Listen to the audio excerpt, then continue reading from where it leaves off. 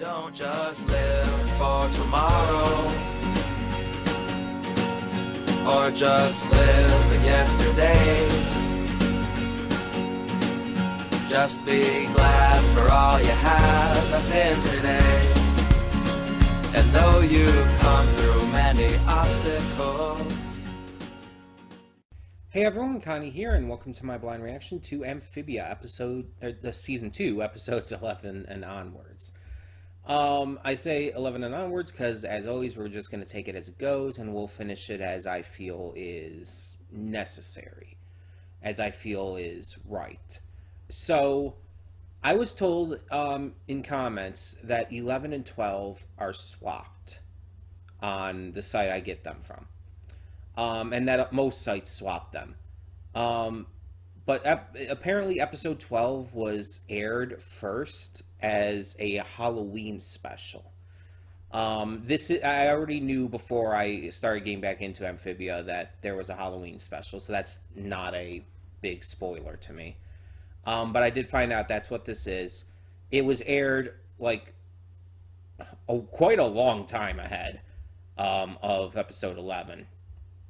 But and apparently it's non-canon. I do know that as well. It's a non-canon Halloween special. It has nothing to do with the rest of the story. And yeah, it did air. It is episode 12, but it did air ahead of time. I got kind of confused as to what the order is. I guess they were like swapped around. So maybe the first episode, I guess maybe episode 11 is going to be the Halloween special on here. I don't know. It doesn't really matter because it's non-canon. It's not going to really be connected to the other episodes I do today, so it's not that big of a deal. But I guess it's a thing to think about. I wonder, even though it's non-canon, I wonder if there's going to be anything important within it. Any kind of information that maybe is like first revealed there. I don't know. But I'm interested to see how this goes down. I'm interested to see what this Halloween special is like and just what else we got in store for us as we head back to Wartwood from Utopia. So yeah, we're going to check this out. We'll probably at least do 2 episodes today. Don't know anything past that, but we'll see. In the meantime, let's just get this going and hope for the best. So when the screen fades to black, pause this redirect and go to the description below. Follow the link to the reaction, and after you watch it, come back here to the redirect and resume play. Because after it fades to black and it fades back in, everything from that point forward will be my afterthoughts and will contain spoilers to the episodes. So, that being said, thank you so much for tuning in, and I will see you at the reaction. And we are back, and we'll begin with spoilers in 3, 2, 1, now. Okay, so, a pretty good set of episodes here. 2 episodes, mind you, but still. So let's talk about them. We'll talk about them in the order we watched them in rather than the airing order. So we're going to talk about episode 11 here, Night Drivers and Return to Wartwood first. So, Night Drivers, Sprig and Polly want to get back home to Wartwood quicker. They don't want to wait until morning while Hop, Pop, and Ann sleep. So they decide to take the reins and, drive home themselves. Hop Pop and Ann have some pretty whacked out dreams. Hop Pop apparently is like, as he put it, a god in his dream where he's lucid dreaming. He has full control over what he's doing in it and, just basically having a great time. And meanwhile is stuck in the second episode of Weirdmageddon from Gravity Falls, where it's like, oh, this sweet wonderland ends up being horror. It definitely reminds me of Mabel's little fantasy world that Bill Cipher trapped her in. But yeah, it was pretty funny. The only flavor is licorice. Oh no! Seriously, people are really over exaggerating with that shit. But then again, people probably say the same about me when I talk about how absolutely fucking nasty mustard is. So, to be fair, it's all like subjective taste and everything. People have different tastes when it comes to food and all. I don't think licorice is that bad. But I also like anchovies, Brussels sprouts, gizzards, liver, and other stuff that people typically don't. So to be fair. But while Sprig and Polly are driving back, they end up coming across this hitchhiker who's pretty fucking creepy. So they're trying to avoid him and do everything he doesn't tell them to do, go the opposite way he tries to lead them and stuff. And it's revealed in the end that it was the ghost of a frog that lived in the past who would help people out and, guide them to safety and everything. So, yeah, we encountered a ghost, apparently. That's canon now. Dead spirits coming back and, and I wouldn't really say haunting people, but the equivalence of. That's a thing. But we see at the end the robot that has been following them is still doing so. It didn't do anything while they were in Newtopia, so I'm wondering, why is it following them? What is going on here? Is it bad? And if so, again, why didn't it do anything in Newtopia? Is there a reason for that? Is it connected to the king, who I still don't fucking trust? Or is it afraid of the king, who I still don't trust? That would be more interesting, actually. But then we get to return to Wartwood, and I adored this episode. This episode was not only just really fun in terms of, the content itself, but it introduced, not even holding back here, my favorite of these giant creatures that we've seen. The Chicka-lisk is so fucking hilarious and needlessly epic in the fact that it has its own fucking theme song when it's summoned and when it leaves. And the way it leaves and everything, it's like, oh my god, this is fucking glorious. It's so needlessly epic. It's like they did not need to go that far for it, but it's like, this is like the most metal thing ever. And then it has a personality, and it has subtitles for it, and it's the fucking funniest thing ever. And it's like, oh my god, I love it. But anyways, the plot. The family returns to Wartwood. Everyone greets them warmly, but is clearly also expecting shit. It's like, okay, what'd you get us? Well, they know what they were expecting to be gotten because they left a list with Hop Pop. He got a list of what he was supposed to get for everyone, but completely forgot about it. So they decide to form this plan in order to not take accountability, basically. It just comes down to that. And Anne is so sick of it, the entire time. She's just like, you guys are dumb. We learned this lesson already. But yeah, instead of taking accountability, they decide to summon the Chicka-lisk, an ancient eldritch being that's apparently not too dangerous unless provoked, to eat and destroy the fake presence just so they can get out of it. It is the dumbest fucking idea I think they've ever had. And oh my god, it's glorious. It's so over the top. It's fucking hilarious. It's amazing. And again, the Chicka-lisk itself is so fucking funny.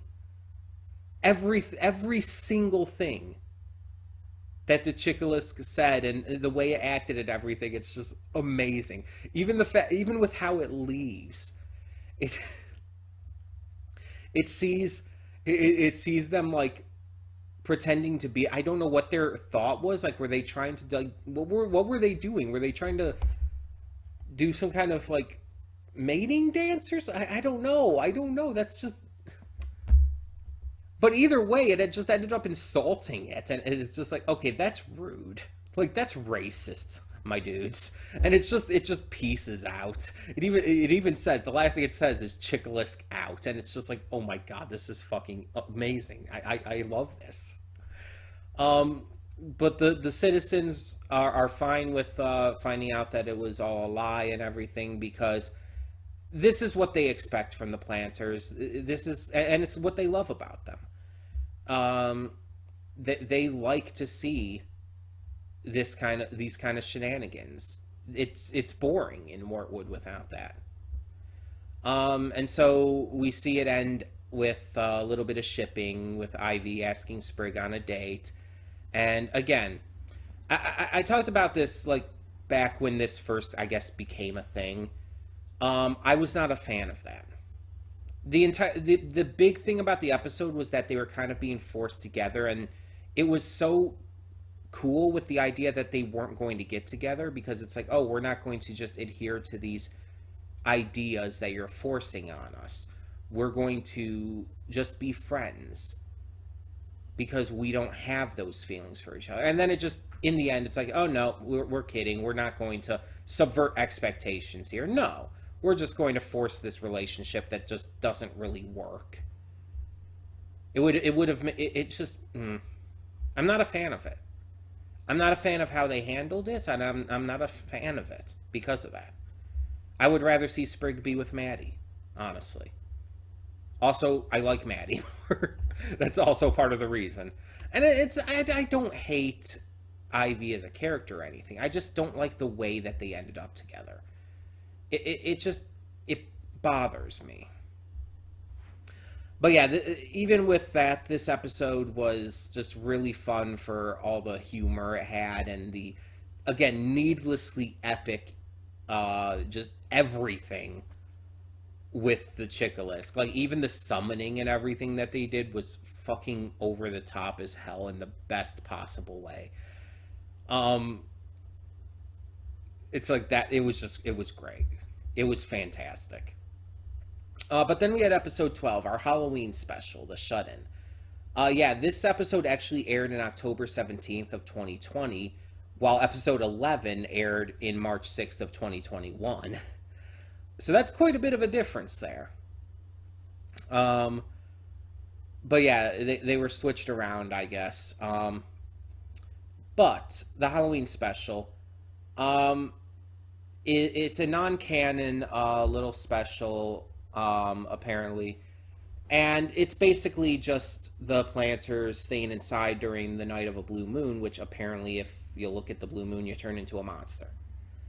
So they're staying inside, as everyone does. I kind of compared it to the Purge in the opening, or in the reaction rather. Just in the fact that they're like gathering all these like supplies, including weapons and stuff, locking themselves in their houses and everything. It's just like, and it's a yearly thing. It's like, it kind of reminds me of the Purge, except there's just not the part about, you know, people going out and killing each other, or just committing crimes in general, I guess. But yeah, that's the only real difference. The rest of it's kind of like that. And I love how they're like so insistent that it's not a holiday, while Anne is just keeps calling it that. But yeah, so they all try to tell their stories. Polly is terrible at them. She just keeps telling like real life events of what happened, which is the thing. Like Hop Pop's rules was it has to be real, and it has to be scary. So technically, according to that, these are all events that actually happened. But since the episode is officially non-canon, they're not. So it's like, okay, kind of like contradicts itself there, but I think that might be the joke, might be the idea. So Anne tells a story about, basically it's similar to The Ring. If you've ever seen the horror movie Ringu, which was renamed to The Ring for the American remake, basically it's about, there's this cursed video that if you watch it, this girl named Samara Morgan, who again, I don't remember her original Japanese name. I just know in the American remake it's Samara Morgan. She comes out of this well on the TV screen that was, in the video and everything, and comes and kills you after 7 days. And the big thing with it is like the face that she leaves you with when you're dead and everything. You get the phone calls. It's like 7 days. It's been parodied to death. But yeah, so it's kind of similar to that. In this, it's a cute animal video. And in this one, instead of killing them, it pulls them in and traps them in an alternate pocket universe, which is pretty damn creative. I will give it that. It's a creative way to do that, to obviously avoid the entire death aspect, because even though death has definitely been mentioned in this series, they can't get away with too much. They can't get away with everything. Disney definitely wouldn't let them get away with too much. But yeah, she finds out that her friends are trapped in it, and what it's listed as being called here is the Screen Fiend, which is dumb as fuck. The animal comes out of the video. She starts to fighting it by disliking and stuff because it hates criticism, apparently. She defeats the monster. Eggs are left behind. It ends like the Matthew Broderick Godzilla movie. Yada yada. This, I think, is the biggest example of why this episode is non-canon, and also why the entire thing about them, like, about these stories being true can't be true. Because it's like this, and for one, all the friends in her story were obviously her Wartwood friends, just renamed and made into humans. And we know that she had not experienced any of this kind of shit back in her home world. Like, this kind of shit did not happen to her. So we know this isn't real. We know that for a fact. So it's already breaking the rules that were set up by Hop Pop. And that already contradicts everything. And yeah, it makes a lot of issues come up if you did want to try to consider this canon. But then we have our second one, and our second story. And this one is actually my favorite. Like, a lot of people, I feel, would put Skin Deep as their favorite. And I'll get to that. But I actually like Dead End more. The first one, by the way, was called FOMO, and it had to explain that it was like FOMO, fear of missing out. And it's like, it's a dumb name. It's like, it's not even a good joke, not even a good idea. It just doesn't work. But then we have Dead End. So apparently, Hop Pop, when young and having a glorious head of hair, because why the fuck not?